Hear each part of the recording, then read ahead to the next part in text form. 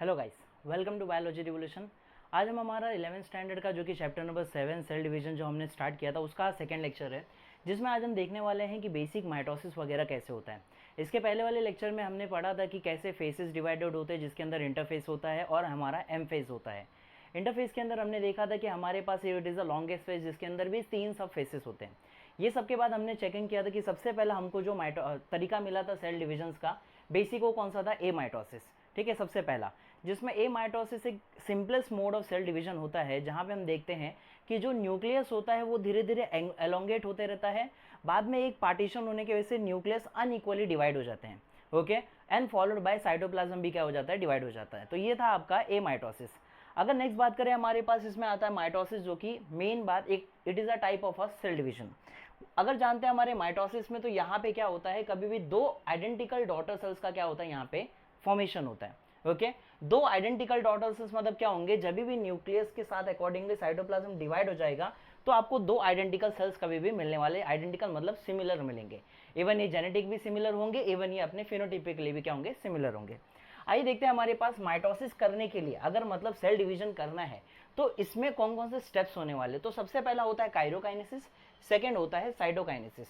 Okay, so basic इसमें सबसे पहला अगर हम देखा जाए तो काइरोकाइनेसिस, काइरो वर्ड का मतलब होता है basic means, Kryo means nuclear. Okay, और काइनेसिस का मतलब होता है डिवीजन। मतलब यहाँ पे सबसे पहला जो डिवीजन स्टार्ट होता है माइटोसिस में, वो किसका होता है, न्यूक्लियस का होता है।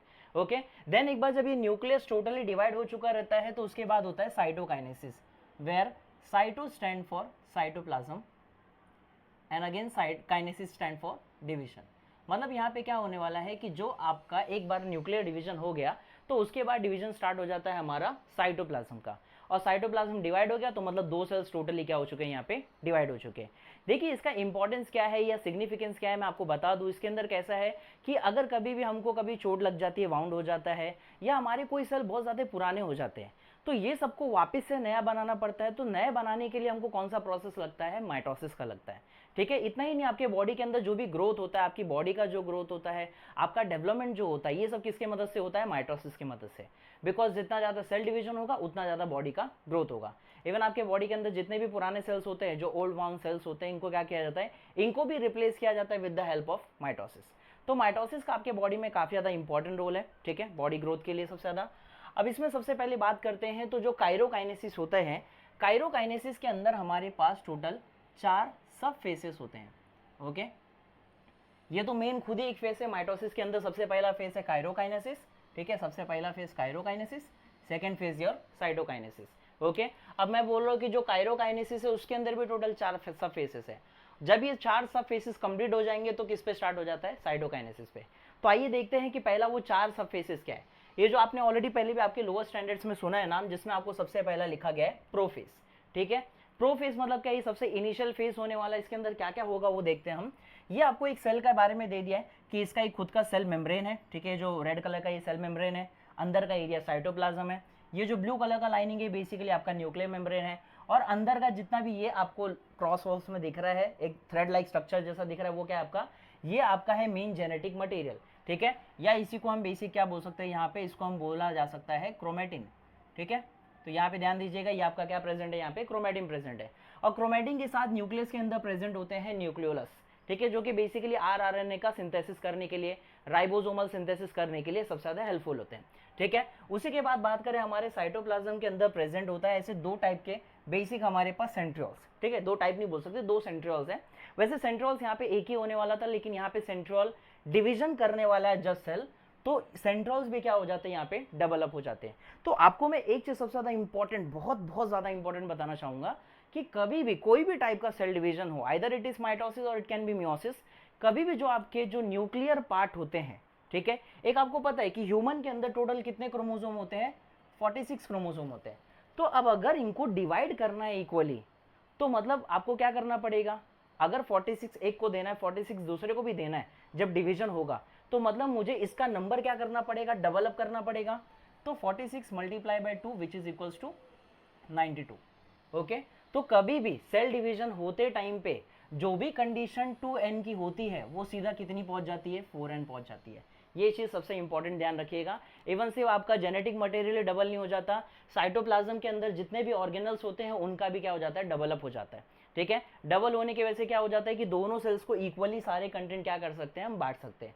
तो आपके माइटोसिस का मेन सिग्निफिकेंस ये भी होता है कि जेनेटिक मटेरियल को, डीएनए को, हेरिडिटी मटेरियल जिसको हम बोलते हैं, इसको इक्वली डिस्ट्रीब्यूट करना, ना कि सिर्फ quantity wise, even quality wise. जैसा क्वालिटी पहले वाले सेल में होगा वैसे ही क्वालिटी दूसरे वाले सेल में भी क्या हो जाना चाहिए, पहुंच जाना चाहिए।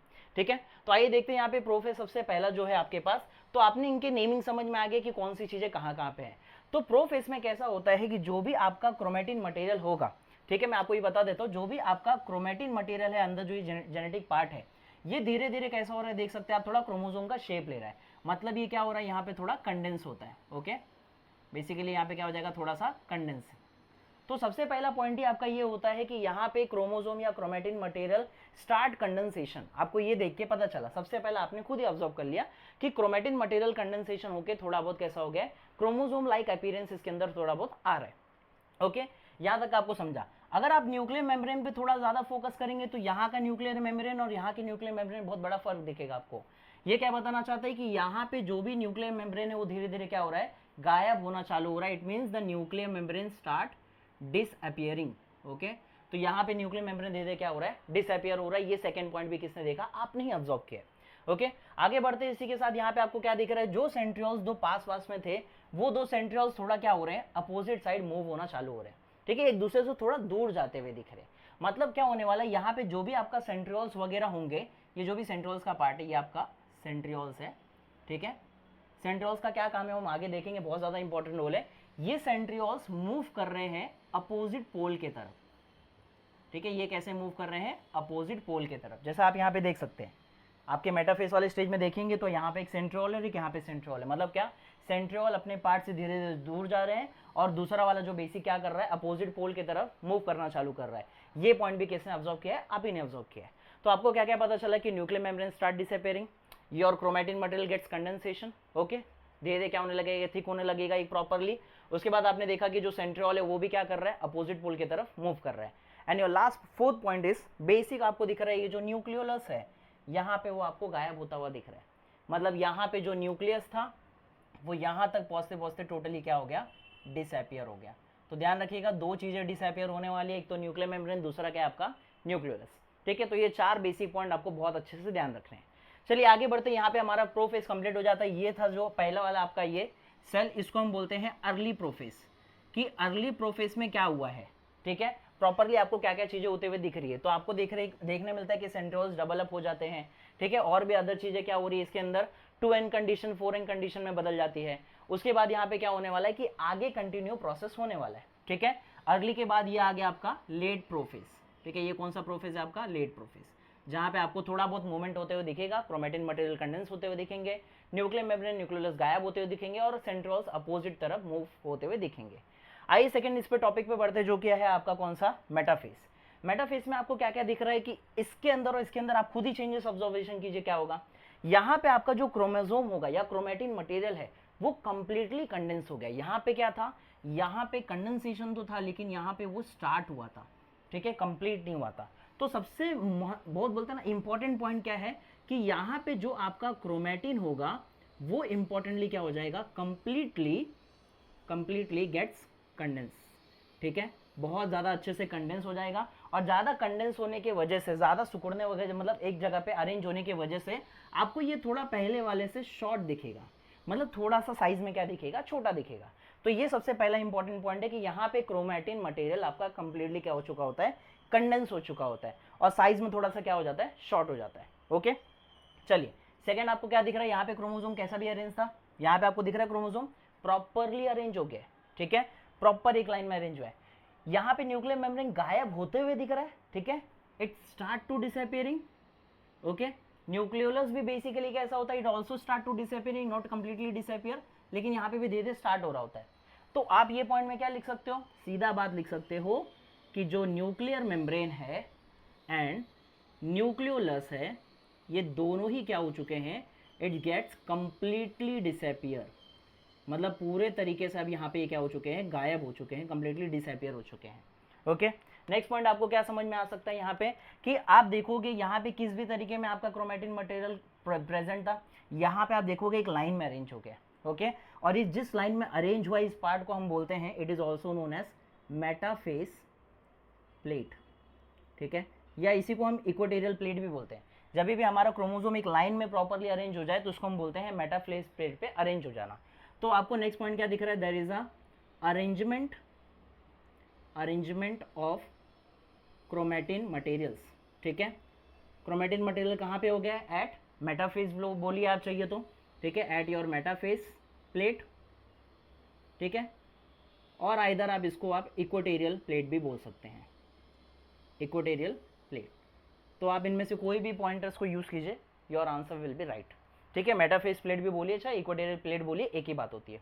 अब यहाँ पे आपको और क्या दिख रहा है कि जो सेंट्रियोल्स अपोजिट पोल में मूव कर चुके हैं कंप्लीटली, यहाँ से आपको कुछ फाइबर्स अराइज होते हुए दिख रहे हैं, ठीक है। ये जो भी चीजें ऐसा देख रहे हैं आप निकलते हुए आ रहा है, इसको हम क्या बोलते हैं, स्पिंडल फाइबर, ठीक है। आपको यहाँ पे और क्या चीजें देखने मिल रही है, जब भी आपका क्रोमेटिन मटेरियल जब कंप्लीटली कंडेंस हो चुका होता है ना, तो वो कुछ इस तरीके से प्रॉपर आपको दिख रहा है कि एक बीच में सर्कल है, फिर यहाँ पे कुछ तो ऐसा आपका क्रोमेटिन मटेरियल आपको दिख रहा है, ठीक है। तो यहाँ पे जो सेंटर वाला पार्ट है इसको हम क्या बोलते हैं, इसको हम बोलते हैं सेंट्रोमियर, ठीक है।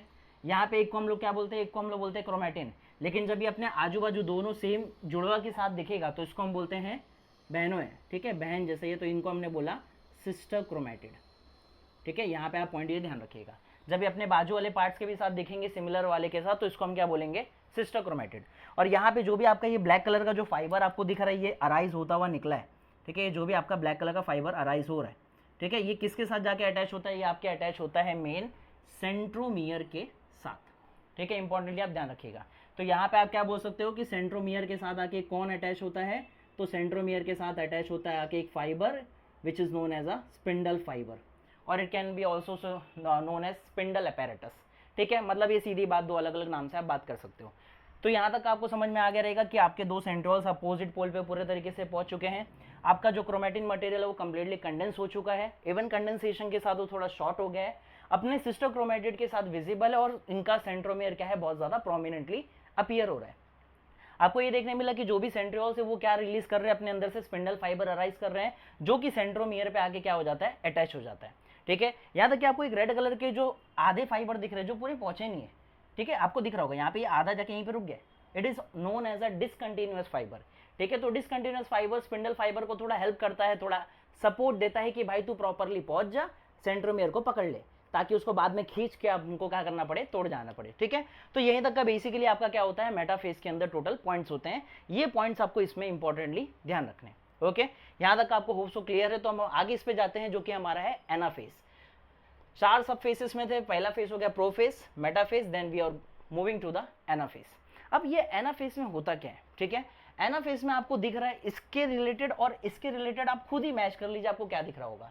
यहाँ पे क्या हो चुका है, आपको दिख रहा है कि जो आपका क्रोमोसोम है वो टोटली क्या हो चुका है, पुल्ड अवे होने की वजह से क्या हो गया, सेपरेट हो गया, ठीक है। एक ये सेंट्रियोल से आया था, दूसरे ये सेंट्रियोल से आया था, अब ये दोनों ने पकड़ के रखा है और उसको अपने तरफ पुल कर रहे हैं। पुल करने से क्या होगा, बीच के सेंट्रोमियर से ये टूट जाएंगे, ठीक है। जो ये आपका बीच में सेंट्रोमियर है ना, ये सीधा सीधा बीच से डिवाइड हो जाएगा और पूरा का पूरा क्या हो जाएगा, ये सेपरेट हो जाएगा, ठीक है। तो यहाँ पे आपको क्या दिख रहा है कि यहाँ पे जो भी क्रोमेटिन मटेरियल है वो आपका पुल्ड अवे होता है अपोजिट पोल के तरफ, ठीक है। तो यहाँ पे मैं आपके लिए पॉइंटर लिख देता हूं कि chromatin material gets pulled away in opposite direction, ठीक है। अपोजिट डायरेक्शन में क्या हो रहा है, यहाँ पे आपका जो क्रोमेटिन मटेरियल है उसका पुल अवे हो रहा है, ठीक है। और अपोजिट डायरेक्शन में किसके पास जा रहा है, towards the centriole, okay. Means ये आपके सेंट्रियोल की तरफ भी क्या करना स्टार्ट कर रहा है, मूव करना स्टार्ट कर रहा है, ठीक है। क्यों कर रहा है, बिकॉज आपका जो स्पिंडल फाइबर होता है सेंट्रियोल से जो अराइज हुआ था वो उसको बहुत तेजी से क्या कर रहे हैं, अपने तरफ पुल कर रहे हैं।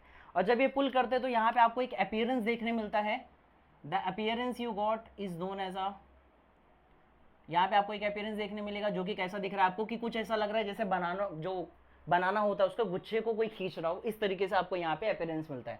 तो यहाँ पे अपीयरेंस कैसा आपको, लाइक अ बंच ऑफ बनाना, ठीक है, यहाँ पे कुछ इस तरीके का आपको क्या मिलेगा, अपीयरेंस मिलेगा। तो ये पॉइंट में आपके लिए सबसे ज़्यादा इंपॉर्टेंट बस यही दो बातें हैं कि यहाँ पे स्पिंडल फाइबर अपना क्या करता है, सेंट्रोमियर को अपोजिट पुल करता है, जिसकी वजह से इंपॉर्टेंट यहाँ पे क्या था कि यहाँ पे आपको सेपरेशन होता हुआ दिखेगा, सेपरेशन ऑफ सिस्टर क्रोमेटिड्स। ठीक है, सिस्टर क्रोमेटिड के साथ आपको इसका सेपरेशन होता हुआ दिखेगा। सिस्टर क्रोमेटिड मतलब क्या, यहाँ पे ये आपका ऐसा कुछ सेंट्रोमियर आपका क्रोमोसोम था, बीच में डिवीजन होने की वजह से कुछ सेंट्रोमियर का पार्ट आपका यहाँ पे चला गया और एक सिस्टर क्रोमेटिड वन साइड हो गया और कुछ पार्ट ऐसा करके डिवाइड हो गया। ठीक है, तो ये बेसिकली क्या है आपका यहाँ पे अपने सिस्टर क्रोमेटिड के साथ वो बेसिक क्या हो चुके हैं, सेपरेट आउट हो चुके हैं। तो ये आपका कौन सा फेज था, एनाफेज था। ठीक है, यहाँ पे आपको डायग्रामेटिक के हिसाब से बेसिक क्लियर है।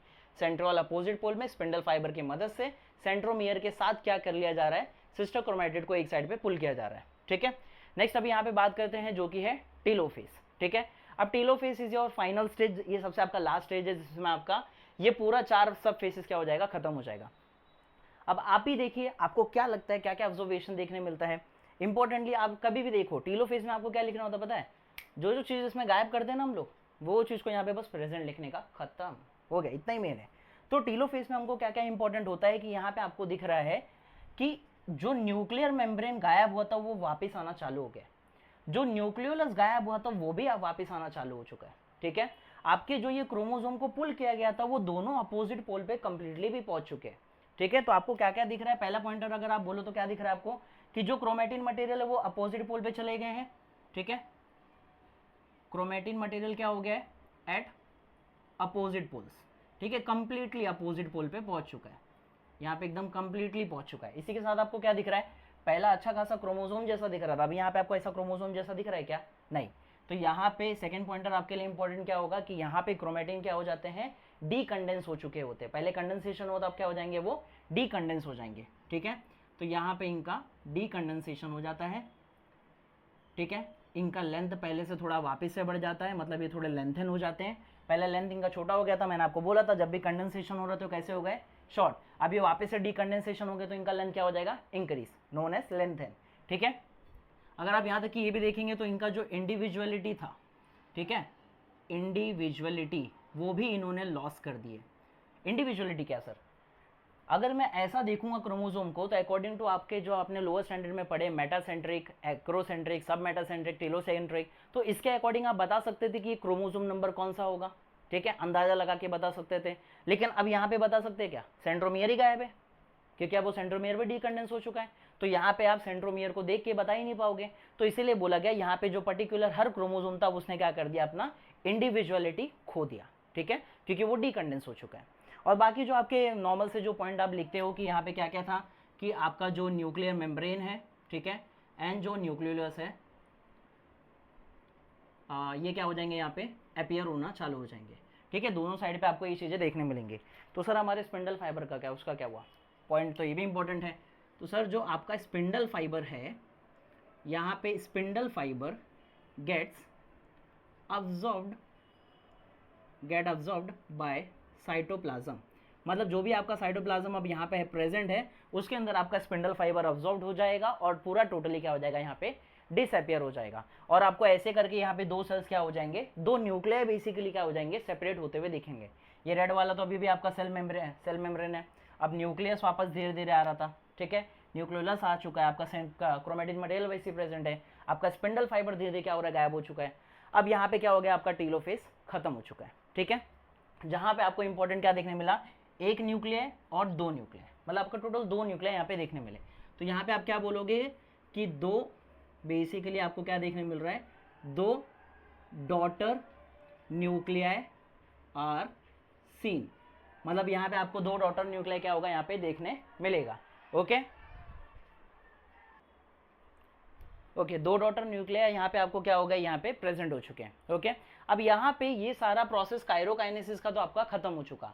अब लास्टली बेसिक आपका क्या बचा, second process is your cytokinesis. ठीक है, अब आपका क्या चलेगा यहाँ पे, अब आपका चलेगा साइटोकाइनेसिस। साइटोकाइनेसिस में क्या होने वाला है, कुछ ज़्यादा बड़ा नहीं होने वाला इसके अंदर, बस ये जो आपका यहाँ पे दिख रहा है आपको ये पॉइंट जो कि अटैचमेंट पॉइंट दिख रहा है, और यहाँ पे आपके जो परपेंडिकुलरली जो बेसिक आपके स्पिंडल फाइबर प्रेजेंट है, ये देखो ये जो बीच में ना स्पिंडल फाइबर है जो धीरे धीरे अब अब्जॉर्ब होकर खत्म होने वाले हैं। ठीक है, तो इसके परपेंडिकुलरली, देखो यहां से एकदम परपेंडिकुलरली, स्पिंडल फाइबर के परपेंडिकुलरली क्या होगा, अब यहाँ पे ये धीरे धीरे कंस्ट्रिक्शन आना चालू होगा। कंस्ट्रिक्शन मतलब होता है एक दबाव आना चालू होगा।